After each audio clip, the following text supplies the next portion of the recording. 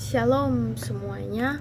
Kami dari kelompok 4 ingin mempresentasikan hasil diskusi kami yang berjudul kolonialisasi di Nusantara. Sebelum itu saya ingin memperkenalkan nama-nama kelompok kami yang terdiri dari Manuel Hatopan Simamora dan saya sendiri Triagia Putri Berus Nuraya, ada Kristio Van Meijel, dan yang terakhir ada Aguf Jibrail Luji.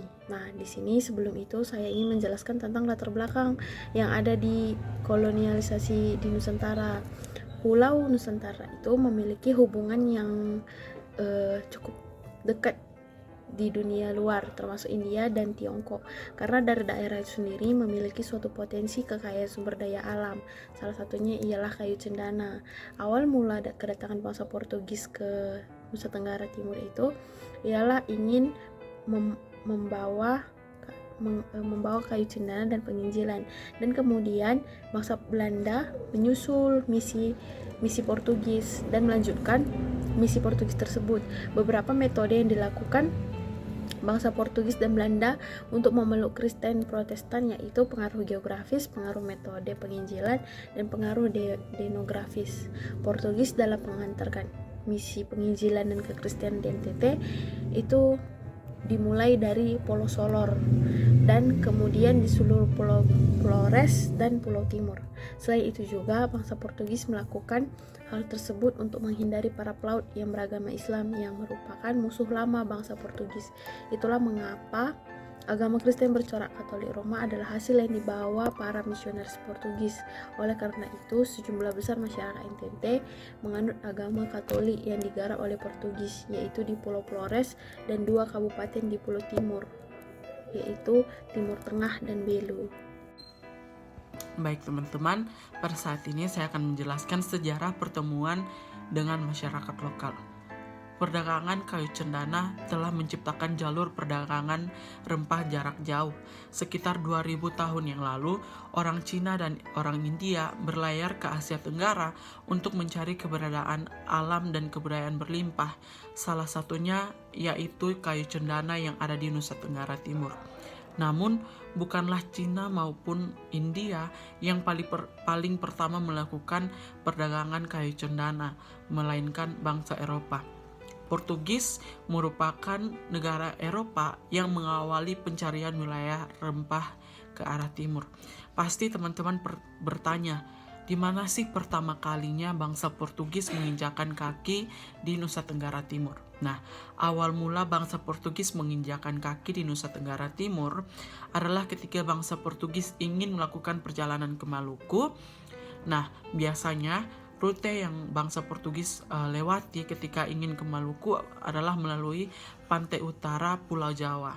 Tetapi pada saat tersebut, rute yang mereka tuju tadi telah dikuasai oleh kapal-kapal pelaut yang beragama Islam yang basicnya merupakan musuh lama bangsa Portugis.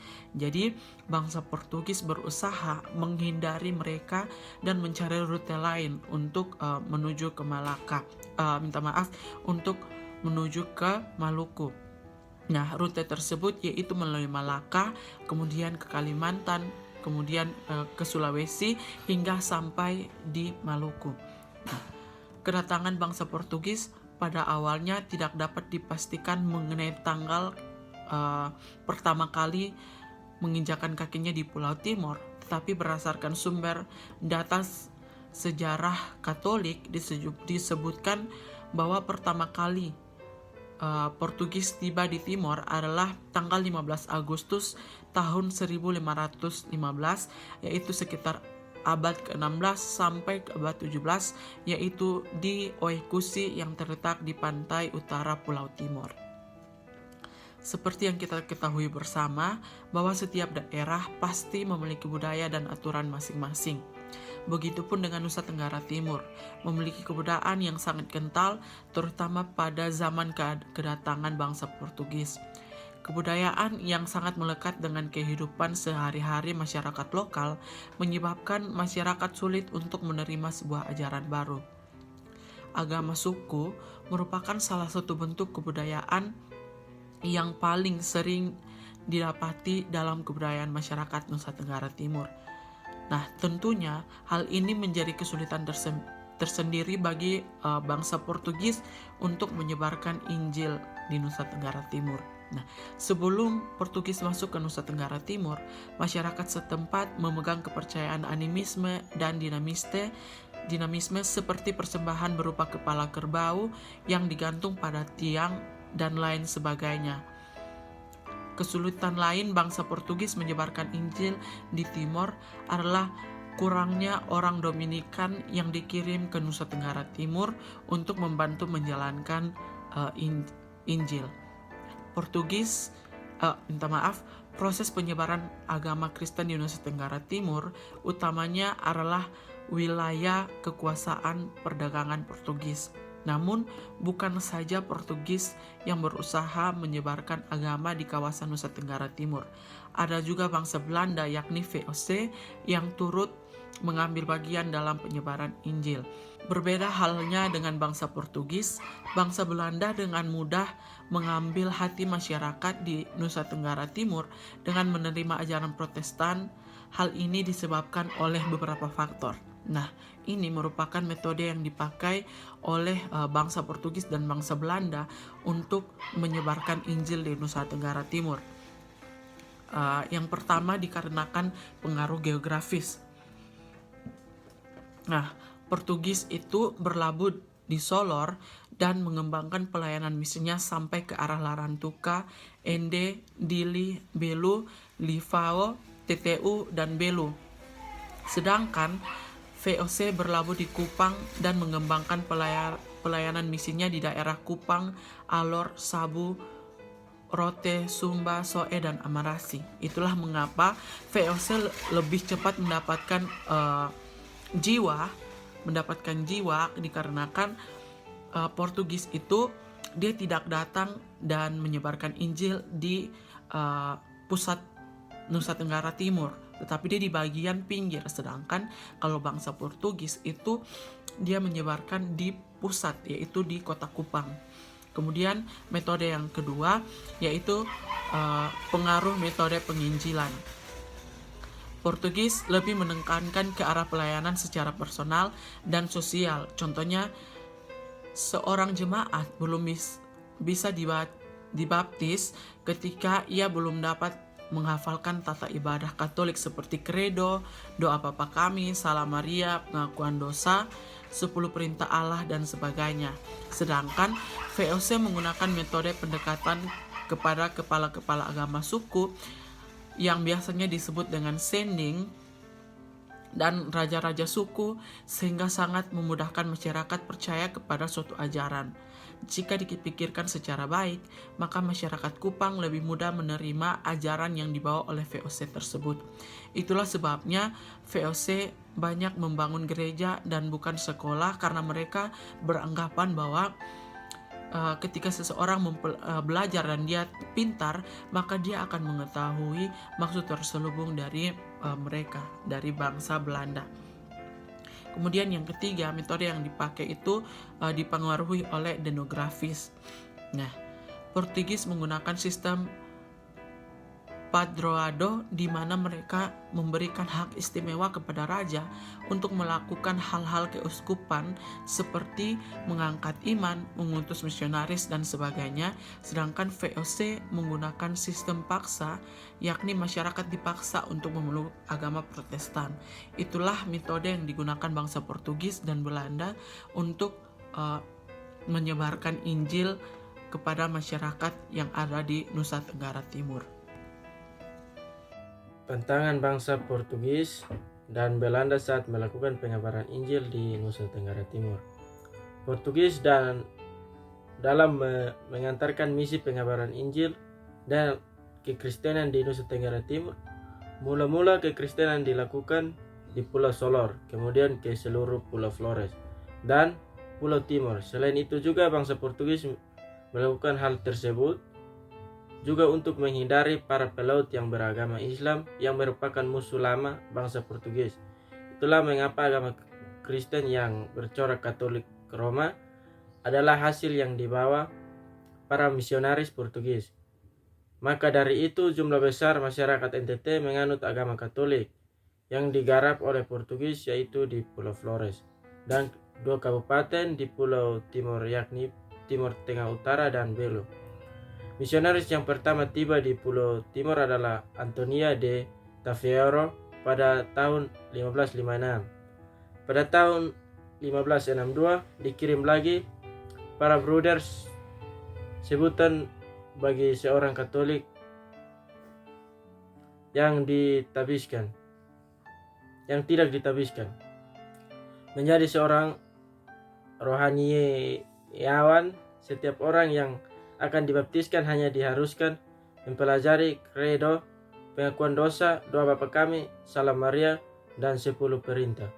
Sistem pengkristenan pertama kali ini ditekankan pada kuantitas dibanding kualitas. Akibatnya adalah banyak orang yang bersedia dibaptis, namun selang beberapa waktu setelah dibaptis mereka kembali ke dalam kekarifannya atau perbuatan dosanya. Perluasan penyebaran Injil oleh Portugis di bawah wilayah Nusa Tenggara Timur mulai menghadapi tantangan pada abad 18 dengan datangnya Belanda. Maka dari itu perkabaran Injil tidak terlepas dari tantangan seperti agama suku, budaya, bahasa, dan adat istiadat yang sangat melekat dan dianut oleh masyarakat lokal Nusa Tenggara Timur. Pada saat itu, hal demikian yang menjadikan perkabaran Injil yang dibawa mengalami kendala di saat melakukan perkabaran Injil yang ada di daerah Nusa Tenggara Timur. Dinamika dari pembawa perkabaran Injil ke wilayah Nusa Tenggara Timur, di saat itu para misionaris berpandangan bahwa budaya masyarakat lokal adalah sesuatu yang tertinggi dan lebih rendah derajatnya ketimbang kebudayaan Kristen Barat.